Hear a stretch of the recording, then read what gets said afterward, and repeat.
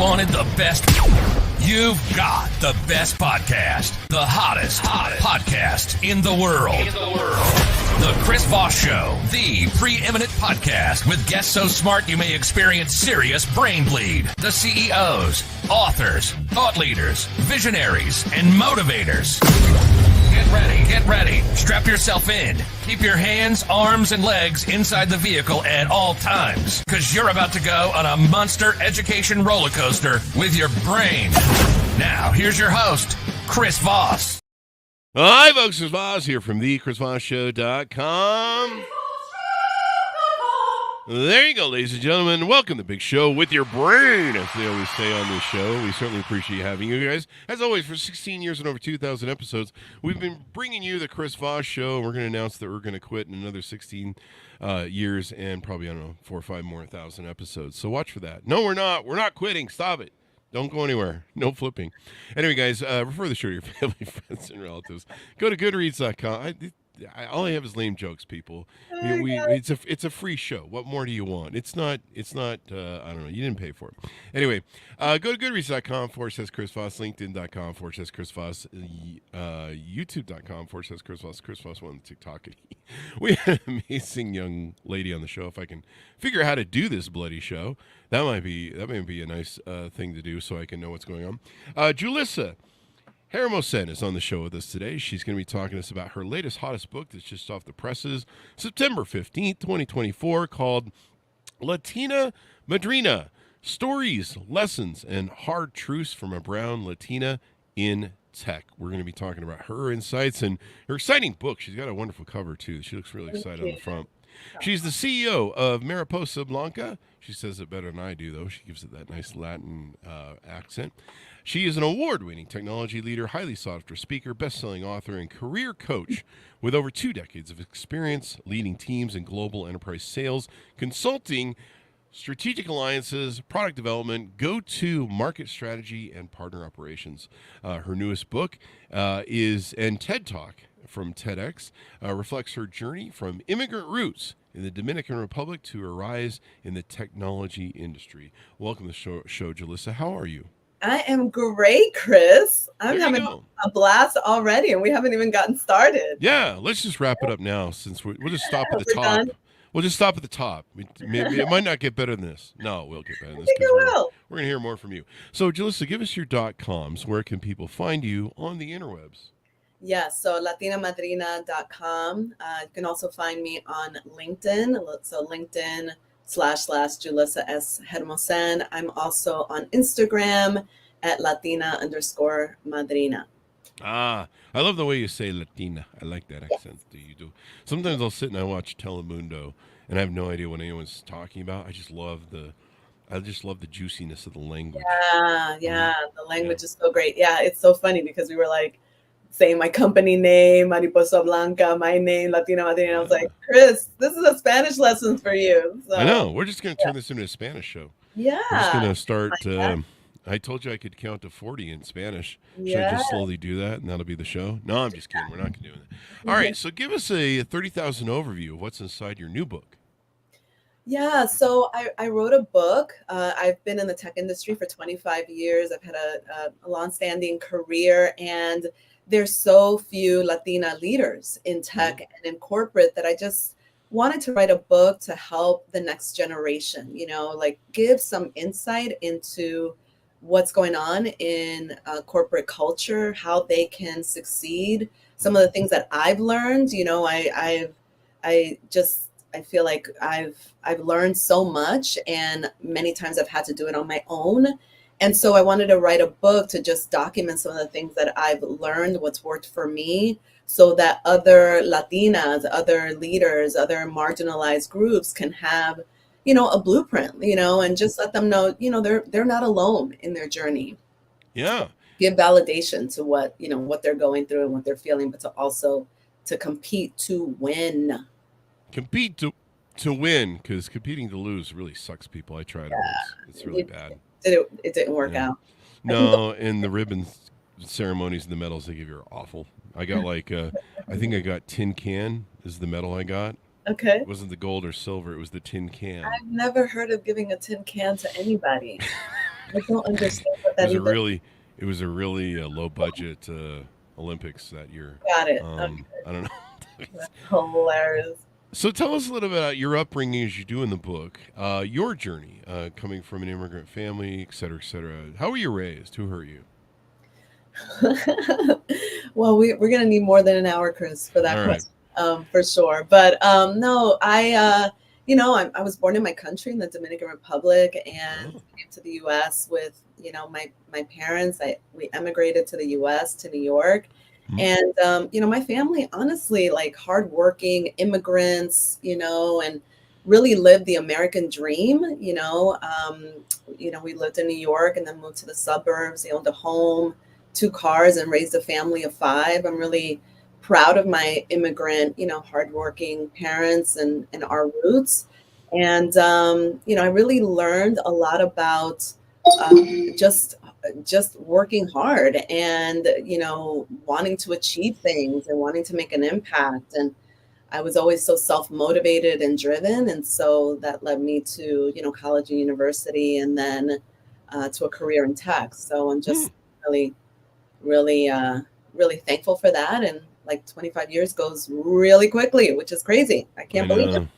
I know, doesn't it? It was last week when I was 25 years younger. Yeah. The Me too, though. Me what? too, Chris. It feels like yesterday. It does, Like, doesn't it? people like, I can't believe, it's been 25 years for me. Like, I feel the same way.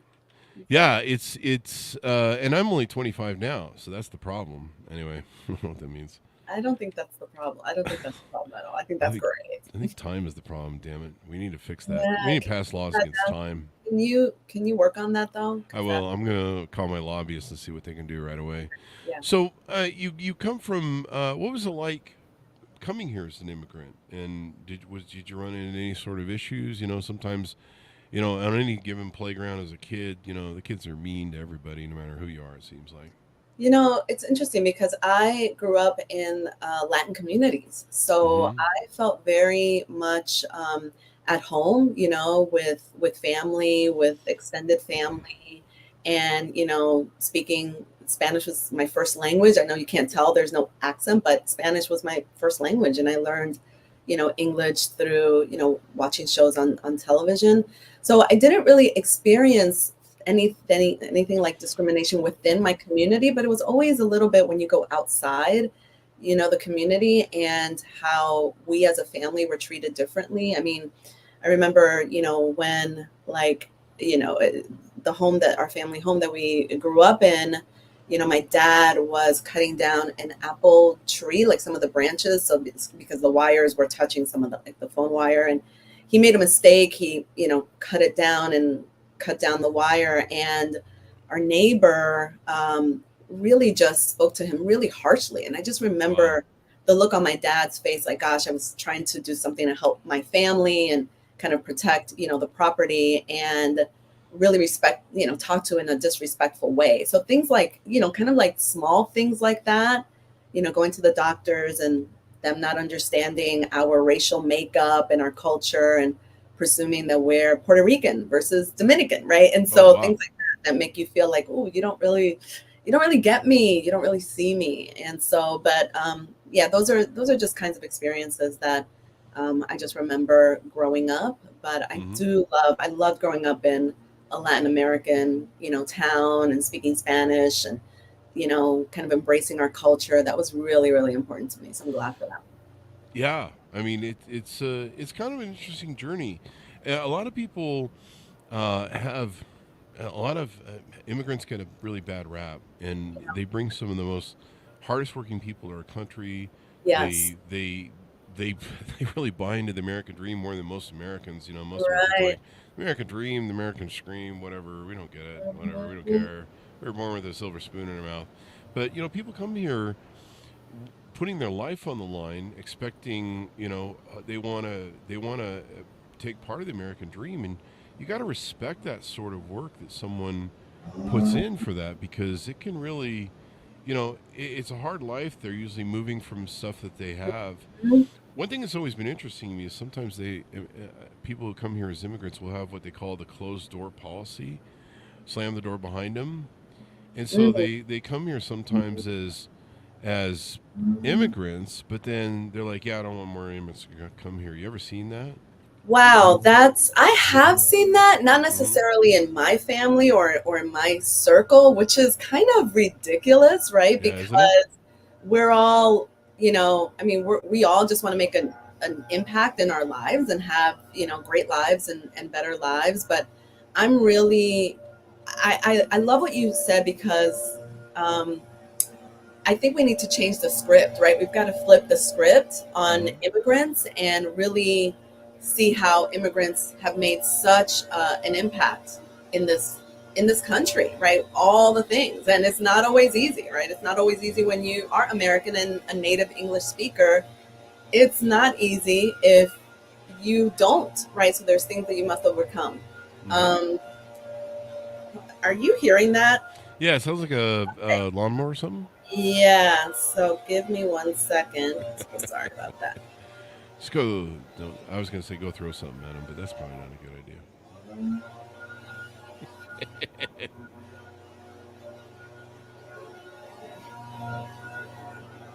All right, so hopefully that will stop soon.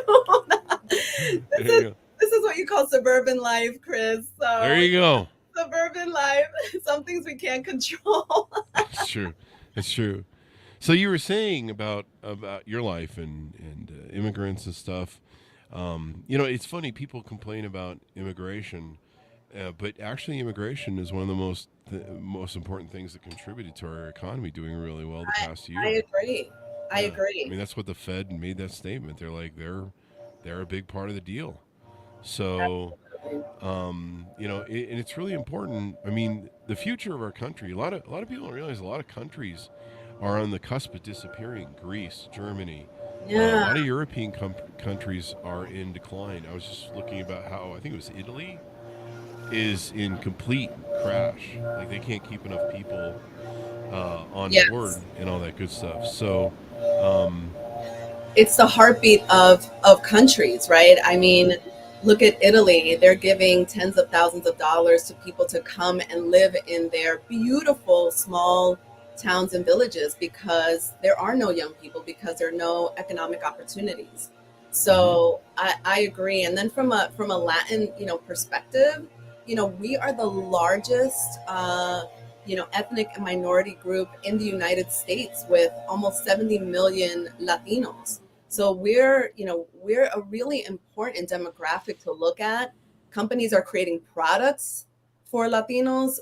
Organizations are marketing to Latinos. We've got an election, so the electoral vote is going to be, really dependent on the Latino vote, and it's not in the hands of, so politicians and policymakers need to really court this demographic. It's really important in many ways. mhm, John Leguizamo, and I'm learning myself. I think we all need to learn about the contributions that Latinos have made in this country. I oh mean, yeah, Latinas are the demographic that are creating startups and small businesses at an incredible rate. I mean, outpacing Latino-owned businesses and all kinds of owned businesses. So we're contributing to the GDP. The Latino GDP is the fifth largest compared to even higher than countries like France and the UK. So it's like some of these things we just don't know, and honestly even the Latino community doesn't know. So like we need to flip the script and really mhm, have a good pride in the achievements and the accomplishments of Latinos in this country, and really flip that narrative. And so I'm learning too. I'm encouraged by the data and the stories. So mhm, with this book, I want to share my successes, and some yeah, of my lessons. Like it's not always easy,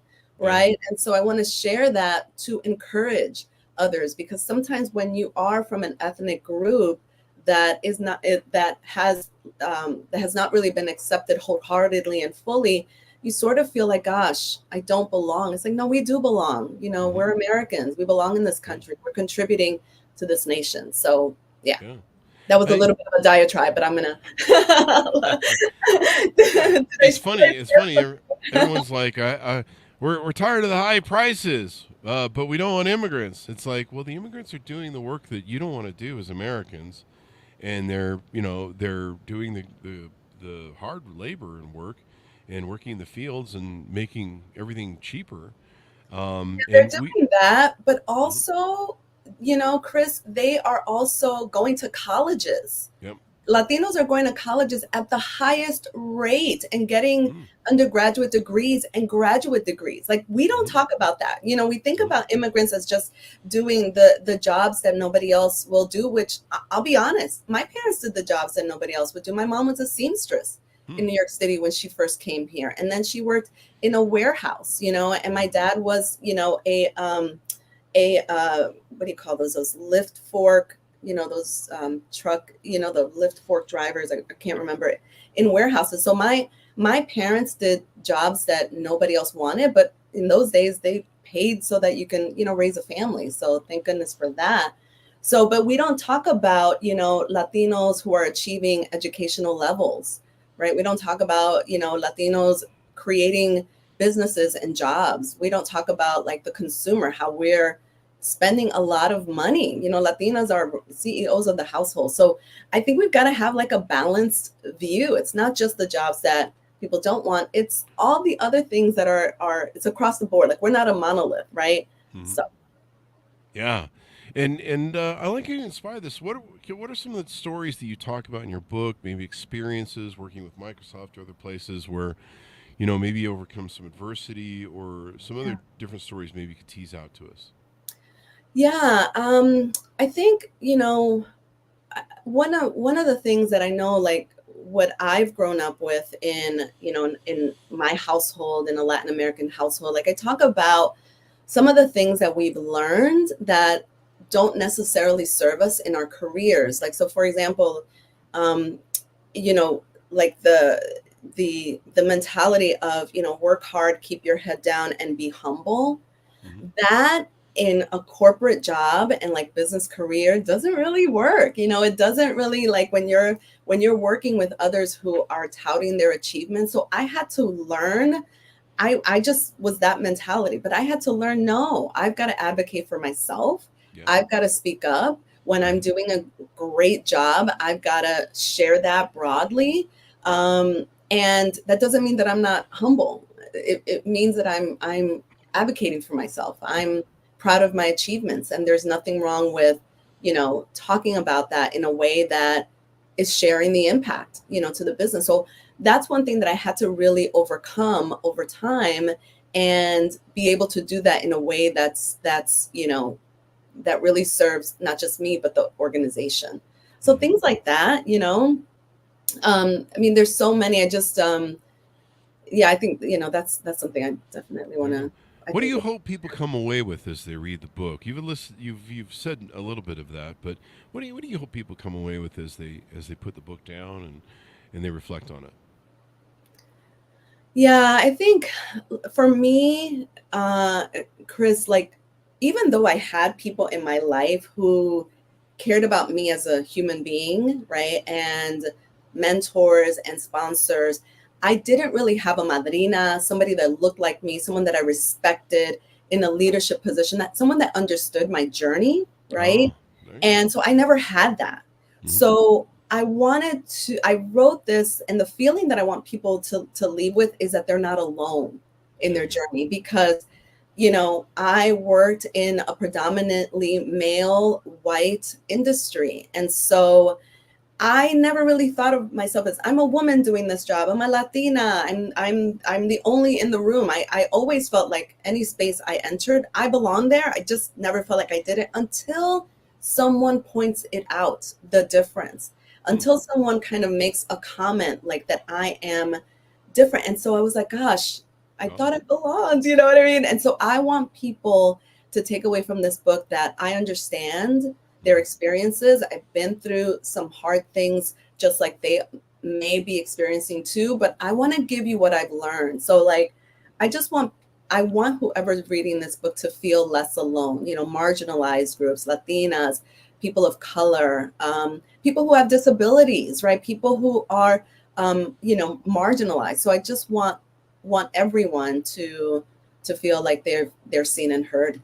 Yeah. There you go. You know, that's the one element we talk about in the Chris Voss show about stories. Stories of the owner's manual to life. We are the sum total of the stories that are our life, really. I mean, if you took away all my stories, I don't know, I'd just be sitting around going, duh. Yeah. But, you know, knowing that we're not alone, knowing there's other people that have taken the journey and figured it out, and they've got a roadmap, that blueprint, maybe they can help the rest of us out, can make all the difference. Talk to us about Yeah. some of the stuff services and products you provide on your website. Yeah, happy to. My company Mariposa Blanca, I do business strategy consulting. So I help organizations with their partner ecosystem strategy. Software companies think about, how do they go to market with their products with a partner ecosystem and build that out. So that's been super fun and super cool. And it's, something I did at Microsoft and Salesforce. So I bring that expertise to my consulting practice. I'm on a book tour now. That's why I'm on your show. So you're so much fun. And so I'm on this book tour, and so I've been doing speaking engagements, keynotes, author, fireside chats, and doing that. So I'm a speaker, and then I do career coaching, and so I'm looking into doing courses, but I've been doing career coaching essentially all of my career. So that's another element, and then we'll see where this journey takes us, right? So I'm open to all the possibilities that are presented, which has been really a lot of fun. Where this journey takes us. There you go. So you offer keynote speaking, courses in coaching, business consulting. People can reach out to you, work with you, and find out how things work. And then they've got the book, so they've got that as well. What do you normally work with people? On Amazon, the book. On Amazon or wherever fine books are sold, folks. Yes. And please, if you buy it, please put a review. My goal is 100 reviews, Chris. 100 reviews in 100 days. So that's my goal. There you go. Do it to it. Get those reviews out there. So that'll do it. Those are always good for moving a book. So who is your prospective client out there that might be listening? Are they people that are Latina, or is it anybody? Is there any sort of target market that you're after? So this book really, like, the audience for this book in particular was written for Latina leaders in tech. And also I wanted to, so that's the audience, but the secondary audience is anyone in the C-suite in corporations that want to understand the experiences of Latinas. So those are the two people. Like, when I was writing to Latina leaders, but I broadly want them to be like, kind of, I don't want to say a fly on the wall, but a little bit like a fly on the wall, so that they can, kind of see the experiences, right? And because there's so few Latinas in the C-suite, less than 1%. Oh, wow. So that's the audience. But what's been interesting is that, like, this message in this book has resonated across all genders and all ethnicities, and so many allies, so many, white males, so many people that look like you, Chris, have reached out and has. I'm a white male. Yeah, you are. You're. Is that legal to profile me like that? You don't even know my pronouns. I'm just teasing. That's true. That's true. I guess I should have asked. I should have asked first. No, you're fine. We're fine. It's so true. Live around here. Thank you. And it's resonated. So it's resonated for sure. There you go. I work with all corporations. So work is to inspire people, make the life a better place, all that sort of good stuff. And what do you see the future of what you're doing? Is there any other books maybe you're working on, or maybe some courses or something with your working? I mean, you're, like you said, you're focused right now on promoting the book, but anything else in the future coming up? Yeah, I think, the book just came out. I spent a year writing it, and so just launched September 15th, the first day of Hispanic Heritage Month. So yeah, it's all in on the book tour and promoting. I've been doing speaking engagements at different companies. So that's been really great. I've got other dreams. My TEDx, I recorded it. That's going to drop this fall, Mm-hmm. so that'll launch. But I have other things that I want to do. I definitely, I've got a couple of books I think in me, maybe, but Mm-hmm. that won't probably be till, start writing for a while. I'm gonna let this one breathe. Yeah. And but yeah, there's other things that I want to do, and grow my business, grow my consulting practice, grow my speaking, Mm-hmm. speaking engagements and keynote speaking. And then, yeah, we could look at courses. I really want to see what the demand looks like first, right? Yeah. I wrote this book because it was a demand. People were coming to me for input, advice, and it's like, oh, you're the first Latina leader I've ever met. I want to talk to you. It's Oh. like, gosh, there's so few. So I was like, let me document some of the things. So, but I think the future is bright, and I'm going. Let's see where the journey leads. I'm excited about it. It's been This is so much. exciting. You know, Yeah. people need to see leaders that people that they identify with, and hey, Yes. if they can make it, I can make it too. Yes. It's it's really important. And I think you're going to inspire a lot of people with it. As we Yeah. go out, give people a So final sweet. pitch to pick up your book and all that good stuff, and reach out to you, of course, on your website. Pick up the book. Pick You up the won't book, or else, darn buy it. the book on Amazon. You won't regret it. No, I'm kidding. No, but seriously, do buy If the you book don't, you will. and if you do, thank you. I think we all can learn from each other. I'm learning from people who look like and are different from me every single day. I Mhm. follow people on social that are neurodivergent. I want to learn from that community because I have, people that I care about that are neurodivergent, and I'm certainly not an expert. So we can all learn from each other, pick up the book, learn about the Latino community, Latina leaders, some of the things that we go through. And if you enjoy it, give a 5-star review on Amazon. Yeah. And if you have an organization where you want me to speak at, I'm happy to have conversations around that. And we can do book signing and add you to the book tour because I've got some openings in November, December, and in 2025. So that's my Awesome pitch. sauce. How was that? How did I do, Chris? I like that pitch. I Plus, love it. you're set up for 2025. Isn't it amazing? Yes. 2025. Did you know that next year on January 1st will be 25 years from Y2K 2020 or 2000? I have COVID. Give me a break. Yes. Gosh. 25 That's, years from that Y2K thing, I and kind of want to cry a little bit. That's insane. You know what I mean? Like so, my stomach just turned, Chris. Like I'm sorry. what I'm in the sorry. I world? didn't mean to. I didn't mean to Oh, scar you. We oh try my, to do that on the show. Trying to scar our oh guests, my but goodness. That is so we've funny. triggered a guest. Call I'm 911 triggered. or I'm whatever so number we're triggered. supposed to call. That's so funny. Yeah, There you that's, go. Or read the book, folks. You'll feel better. thank you. So thank you very much for coming on the show. We really appreciate it. I love You. your first name, Julissa. Thank you so It's just much. like I a love my whole juicy mouthful name. of Yeah. juicy fruit gum, sort I of I always tell Julissa. people it's Julie and Melissa. Like Yeah. if they're not sure how to pronounce it, but yeah, I love my name too. There you go. And coming in from LinkedIn, Mark went. Thanks, Mark. Ultimately, we're all immigrants in North America. That's the ironic thing about the whole stupid thing about immigrants. Like my great grandfather came here from Germany. That was Mm, like 2 generations or something like that, 3 generations. I okay. flunked second grade, so I can't count. That's fine. But I can count second. That I'll doesn't be make in any Germany sense. in a couple of weeks, by the Oh, way. there you go. Yeah, Yeah, just yeah, stay away from swastikas and Hitlers and stuff like that. But yeah. we left before the 1800s. I should make that note so no one writes me. We left before all that war crap started. That's probably why Smart. it started or something. I don't know. So, Mm, but yes, thanks, Mark, for pointing that out. Ultimately, we're all immigrants, and you know they are what made this country great. I yeah, mean, it really did. There is no, and I've talked about this ad nauseum on the show. The audience is he's gonna do it again. But there is no one person who has their thumb on all the good ideas, no matter how much Elon Musk likes to think he does.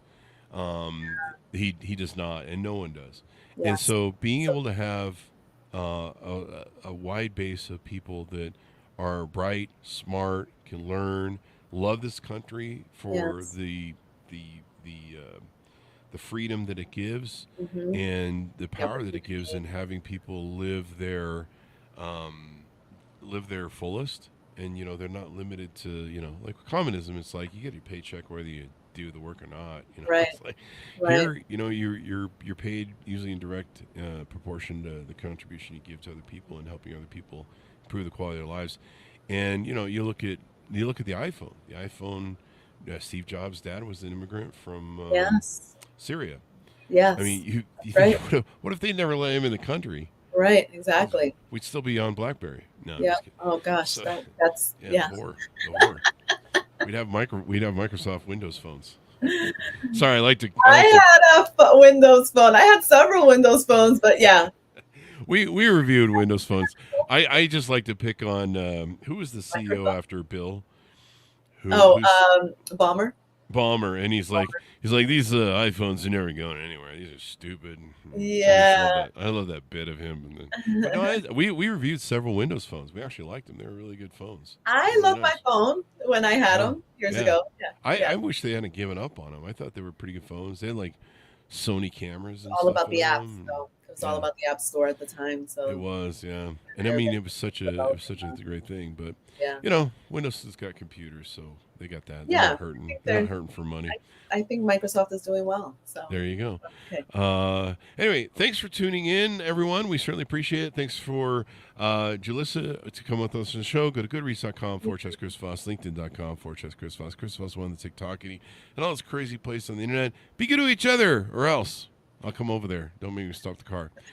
Be good to each other. Stay safe. We'll see you next time.